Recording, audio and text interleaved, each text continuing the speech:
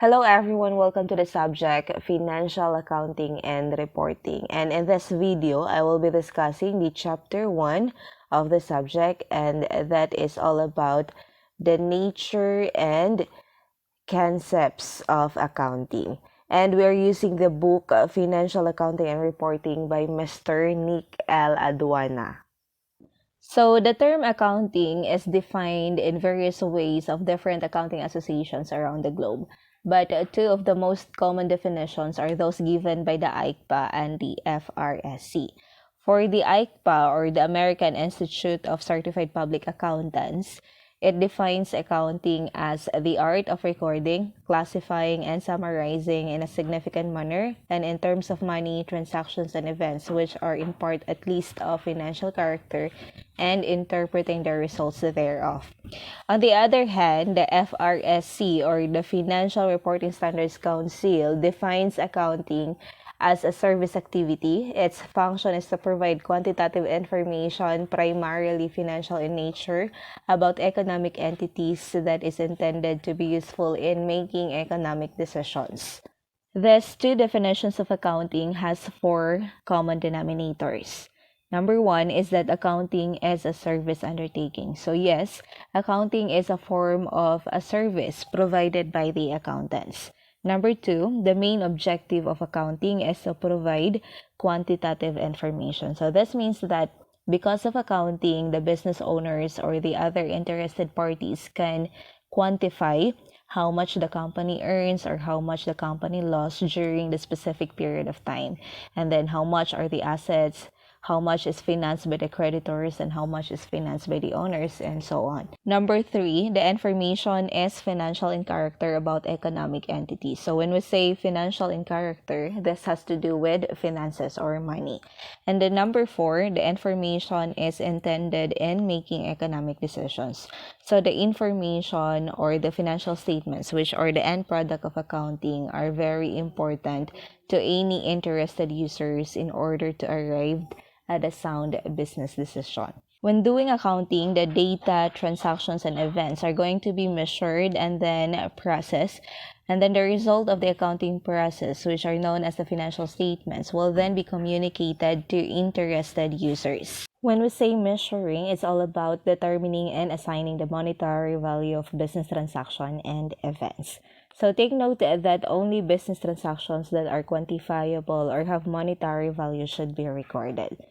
Actually, before measuring the business transactions and events, you need to analyze first. You have to analyze whether the transaction or event is accountable or not. If it's accountable, meaning to say it's measurable, then it will be recorded and processed. And if it is not accountable, then it will not be taken or it will not be recorded in the books of the business.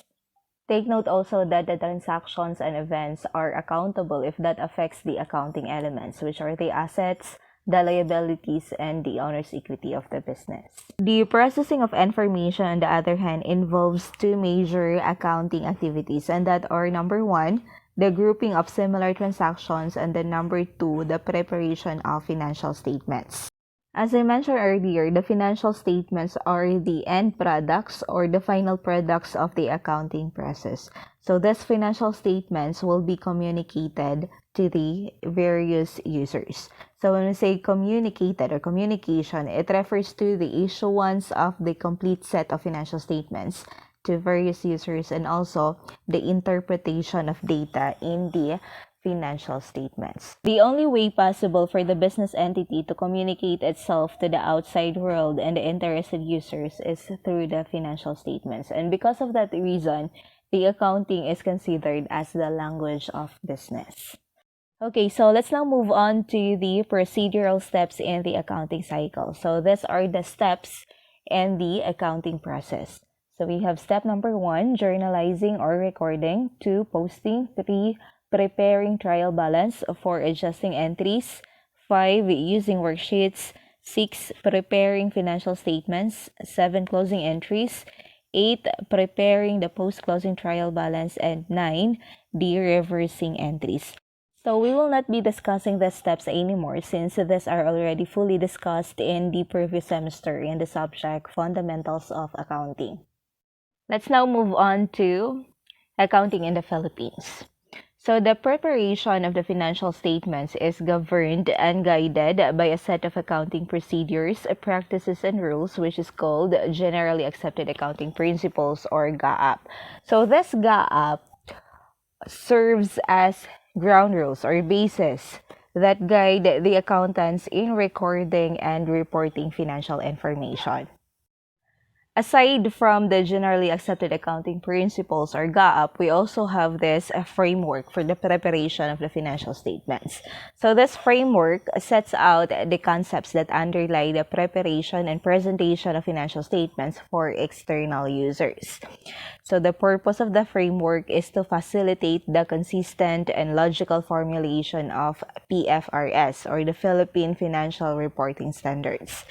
The framework covers the following: the objectives of financial statements, the qualitative characteristics that determine the usefulness of information in financial statements, definition, recognition, and measurement of the elements from which financial statements are constructed, and concepts of capital and capital maintenance.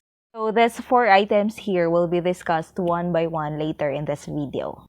Again, the financial statements are the final products of the accounting system, the final product or the end products of the accounting system. So the financial statements shows the financial position, the financial performance, and the cash flow of an entity. The complete set of financial statements includes statement of financial position, statement of comprehensive income, statement of cash flows, statement of changes in equity, and notes and disclosure of accounting policies. The statement of financial position has 3 elements: the assets, the liabilities, and the equity. The financial position of a business entity is usually expressed in terms of liquidity, solvency, financial structure, and capacity for adaptation. When we say liquidity, it refers to the ability of the business entity to settle its currently maturing financial obligations. So currently maturing financial obligations actually refers to the current liabilities. So these are the liabilities or obligation that will become due or payable within 1 year from the date of the statement of financial position. So simply put, the business entity is liquid if it is able to pay its current liabilities. Solvency, on the other hand, refers to the ability of the business entity to pay its long-term financial obligations. So the long-term financial obligation refers to your non-current liabilities. So these are the liabilities that will mature beyond 1 year from the date of the statement of financial position. So again, if the liability is going to mature within 1 year from the date of the statement of financial position, that liability is current. But if it will mature beyond 1 year from the date of the statement of financial position, that liability is non-current. So for instance, if your statement of financial position is dated December 31, 2021. So any obligations or liability that will mature from from January 1, 2022 to December 31, 2022, that liability is a current liability. But if the obligation is going to mature beyond December 31, 2022, that liability is a non-current liability. Okay, so going back to solvency, to simply put, the business entity is considered solvent if it is able to pay its non-current obligations or liabilities. The financial structure focuses on the right side of the accounting equation, and that are the liabilities and the owner's equity. So the financial structure indicates the amount of resources financed by the creditors, and that refers to the liabilities, and then the amount of the resources provided by the owners, and that refers to the owner's equity. The capacity for adaptation refers to the ability of a business entity to invest its excess available resources and to easily raise necessary funds by way of borrowing, so when a need arises. Let's now proceed to the statement of comprehensive income or income statement. So this statement reflects the operating performance of the business, and this operating performance is usually measured in terms of its profit. But it can also be measured in terms of ROI or return on investment and EPS or earnings per share. But usually, the operating performance is measured by the profit earned by the business entity. So there are two elements that are directly related to profit, and these are the income and expenses. So there is a profit if the income is bigger than the expenses. Next, we have statement of cash flow. So this statement shows the movement of cash, and that includes cash inflows and cash outflows during the period, and it is classified either by operating, investing, and financing activities.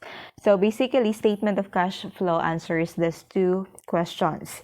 First, what were the sources of cash inflow during the period? So where is cash inflow coming from? Is it from operating, investing, or financing activities? The second question is, what happened to the cash inflows during the period? Is it used for the operating activities, or it is used for investment or for finance? Moving forward to the notes and disclosure of accounting policies, or simply notes to financial statements. So the notes to financial statements are used to report the information that cannot be presented in the body or in the face of the financial statements. So this is prepared in order to enhance or to improve the understandability of the financial statements. So say for example, the cash and cash equivalents. So the cash and cash equivalents are presented in the statement of financial position or balance sheet.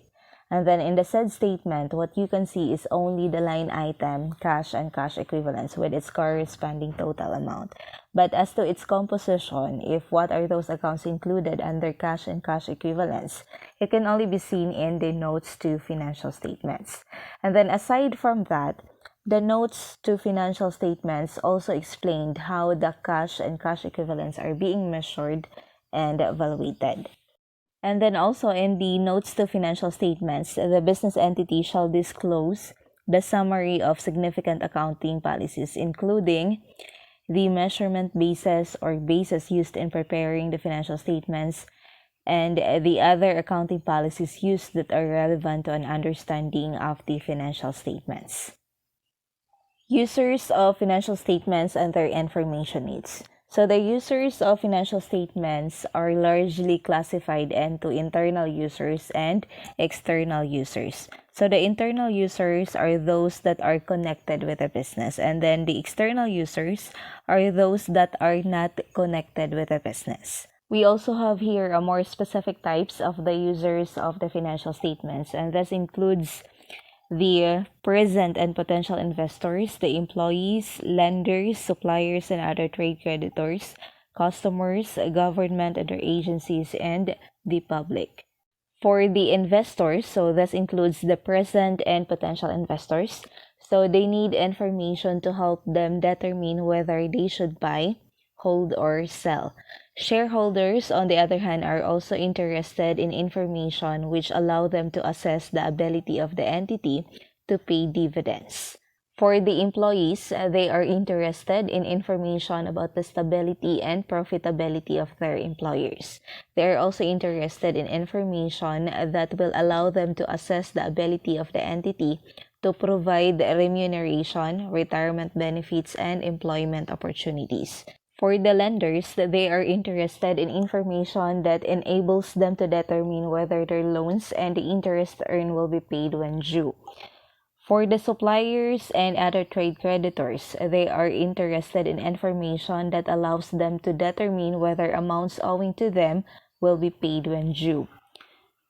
For the customers, they are interested in information about the continuance of the entity, especially if they have long-term involvement with or are dependent on the entity. The government and their agencies are interested in the allocation of resources and therefore in the activities of the entities.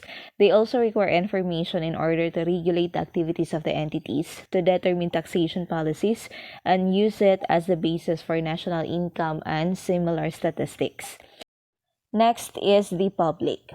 So entities affect the public in a number of ways. For example, the entities may make substantial or major contributions to the local economy in many ways, including the number of people they employ and then their patronage of local suppliers. So financial statements may assist the public by providing the information about the trends and the recent developments in the progress of the entity and the range of its activities. And then lastly, we have the management.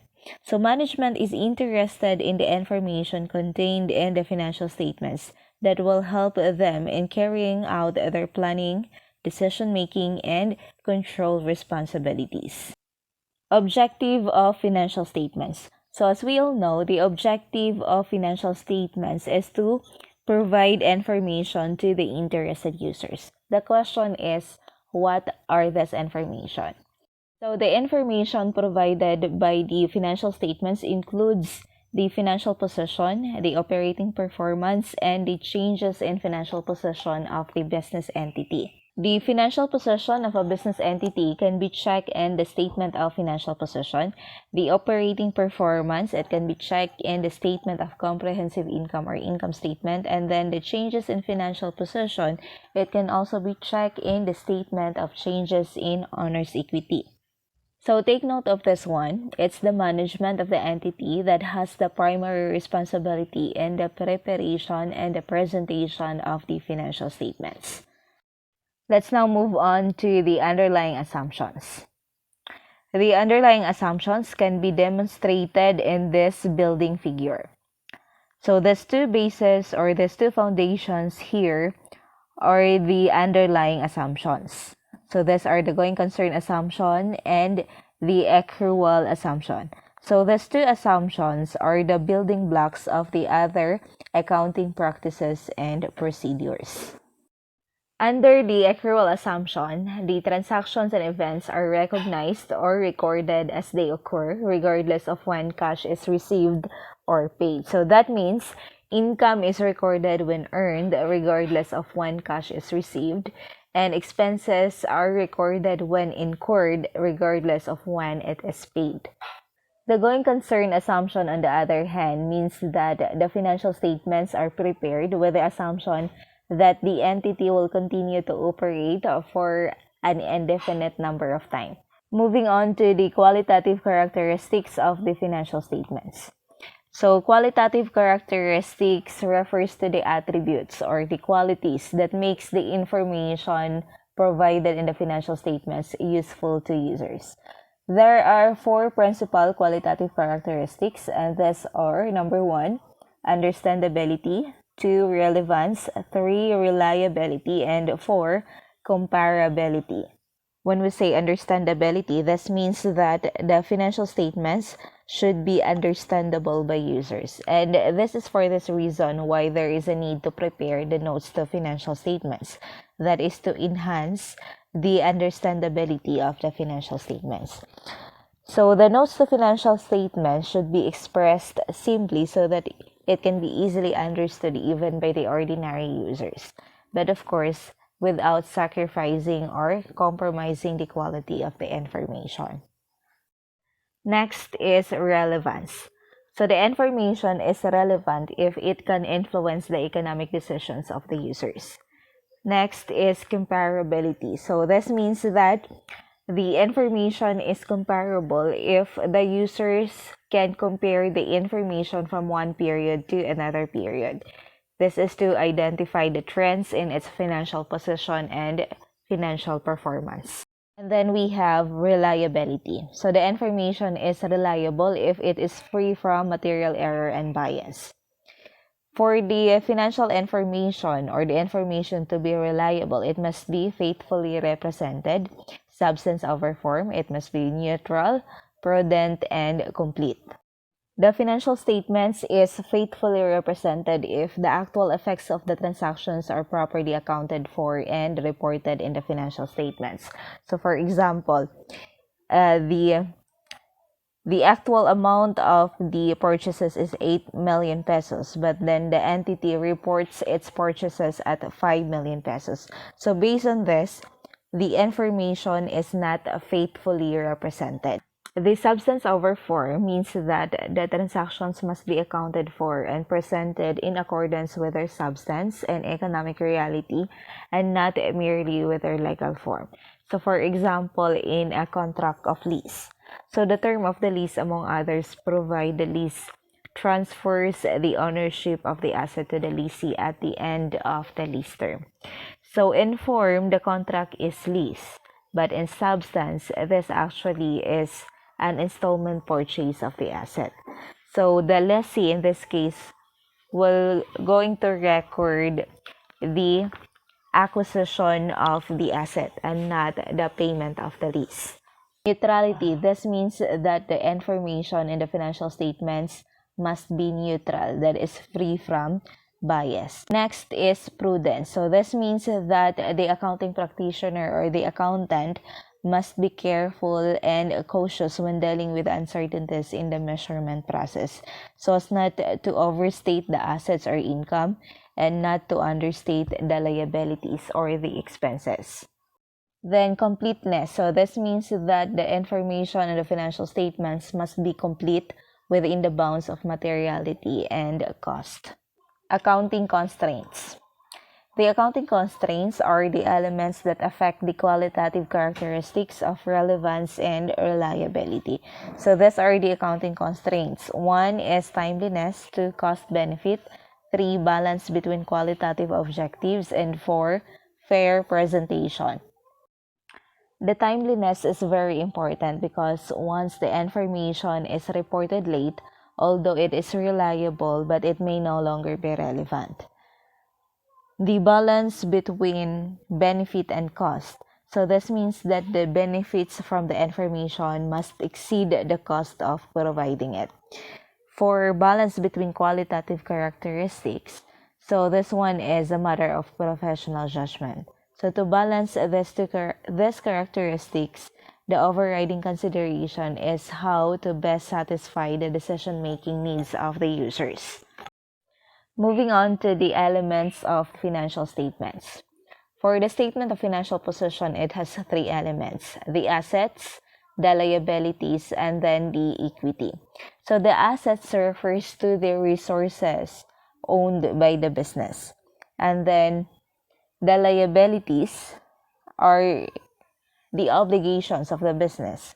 And then the equity is the residual interest of the business entity after deducting liabilities from the assets. The statement of comprehensive income or income statement has 2 elements, and these are the income and then the expenses. Recognition of the elements of financial statements. Recognition is the process of incorporating in the statement of financial position or statement of comprehensive income an item that meets the definition of an element and satisfy the criteria for recognition. So the items that satisfy the recognition criteria should be recognized in the statement of financial position or statement of comprehensive income. And in case there is a failure to recognize these items, there must be a necessary adjusting entry in order to correct the error. And here's now the criteria for recognition. First, it is probable that any future economic benefit associated with the item will flow to or from the entity, and then the item has a cost or value that can be measured with reliability. And there are 4 recognition principles, and these are the asset recognition principle, the liability recognition principle, the income recognition principle, and then the expense recognition principle. So these 4 principles are just based on these 2 recognition criteria. So for assets, an asset is recognized if it is probable that the future economic benefit associated with the item will flow to the entity, and then the item has a cost or value that can be measured with reliability. For the liabilities or liability, the criteria is it is probable that the future economic benefit associated with the item will flow from the entity. and then the item has a cost or value that can be measured with reliability. Under the income recognition principle, the income is recognized in the statement of comprehensive income when an increase in future economic benefits related to an increase in an asset or a decrease of a liability has arisen that can be measured reliably. And then for the expense recognition principle, expenses are recognized in the statement of comprehensive income when there is a decrease in a future economic benefits related to a decrease in an asset or an increase of liability has arisen that can be measured reliably. There are four methods or procedures of recognizing expense in the statement of comprehensive income, and these are matching of cost with revenues, systematic and rational allocation, immediate recognition, and the non-matching principle. The matching of cost with revenues means that the cost or the expenses involved or directly related in generating the income or revenue must be recognized in the statement of comprehensive income the moment the income or revenue is also recognized. The next one is the systematic and rational allocation. So the perfect example for this is the depreciation of property, plant, and equipment. So since the property, plant, and equipment is going to be used for more than one accounting period, so its related depreciation expense is also spread out over the estimated useful life of the PPE or of the property, plant, and equipment. Under the immediate recognition principle, the expenses are recognized immediately in the statement of comprehensive income under the following instances. First, if the expenditures produce no future economic benefits, and second, if the expenditures do not qualify for recognition in the statement of financial position. And then lastly is the non-matching principle. So this principle occurs in those cases when a liability is incurred without the recognition of an asset. The perfect example for this one is the liability under the product warranty. Measurement is the process of determining the monetary amount in which the elements of the financial statements are to be recognized and carried in the statement of financial position and statement of comprehensive income. So this involves the selection of the particular basis of measurement. So there are a number of different measurement bases that are employed in different degrees and varying combinations in financial statements. And these are the historical cost, the current cost, realizable value, and the present value. For the historical cost, the assets are recorded at the amount of cash or cash equivalents paid or the fair value of the consideration given to acquire them at the time of their acquisition. For the liabilities under the historical cost, liabilities are recorded at the amount of proceeds received in exchange for the obligation, or in some circumstances at the amounts of cash or cash equivalents expected to paid to satisfy the liability in the normal course of business. For the current cost, the assets are carried at the amount of cash or cash equivalents that would have to be paid if the same or an equivalent asset is currently acquired. So, previously in the historical cost, assets are carried at its acquisition cost. While here in current cost, the assets are carried as if the assets is currently acquired. And then for the liabilities, liabilities are carried at undiscounted amount of cash or cash equivalents that would be required to currently settle the obligation. For the realizable value, the assets are carried at the amount of cash or cash equivalents that could currently be obtained. Take note with this one, by selling the assets in an ordinary disposal. The liabilities, on the other hand, are carried at their settlement values. That is, the undiscounted amounts of cash or cash equivalents expected to be paid to satisfy the liabilities in the normal course of business. And then lastly, the present value. So for the assets, Assets are carried at present discounted value of the future net cash flows that the item is expected to generate in the normal course of the business. And then the liabilities are carried at the present discounted value of the future net cash flows that are expected to be required to settle the liabilities in the normal course of business. So with all of these four measurement bases, the most commonly adopted by entities in preparing their financial statements is the historical cost. Let's now move on to the concept of capital. So this concept relates to the measurement of items affecting the capital of the owners. And as I previously mentioned, the most common measurement basis of the performance of a business entity is the profit. It's a profit. But it could also be measured by the ROI, or the return on investment, and also the EPS, or the earnings per share. But the most common measurement basis is the profit. And there are two elements directly related to profit, and that are the income and then the expenses. So the recognition and measurement of income, expenses, and profit depends in part on the concept of capital and capital maintenance used by the entity in preparing its financial statements. So in measuring the financial performance, the entity may use these following approaches: the transaction approach and the capital maintenance approach.